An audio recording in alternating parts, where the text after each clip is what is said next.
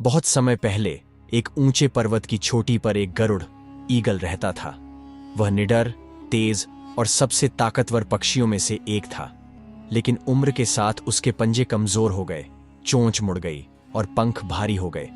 अब वह शिकार नहीं कर पा रहा था और उड़ान भी मुश्किल हो गई थी। एक दिन उसने आसमान में उड़ते हुए कुछ युवा गरुड़ों को देखा।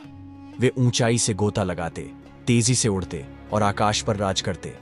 गरुड़ को अपनी पुरानी ताकत याद आ गई, लेकिन साथ ही उसने हार मान ली। उसने सोचा, अब मेरा समय खत्म हो गया है।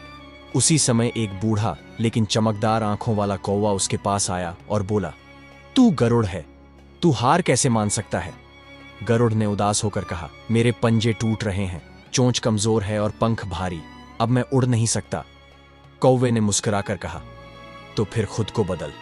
गरुड़ को एक बार फिर जन्म लेना होता है। पुराने पंख गिरा दो, चोंच को पत्थर से तोड़ दो और नए जीवन के लिए संघर्ष करो। यह कठिन होगा, लेकिन यही तुम्हारी असली उड़ान की शुरुआत होगी। गरुड़ ने उस कठिन निर्णय को लिया। वह एक गुफा में गया, अपनी चोंच को पत्थर से टकराकर तोड़ा, कमजोर पंजों को झाड़ा और महीनों तक इंतजार किया। दर्द सहा, अकेलापन झेला, लेकिन हार नहीं मानी।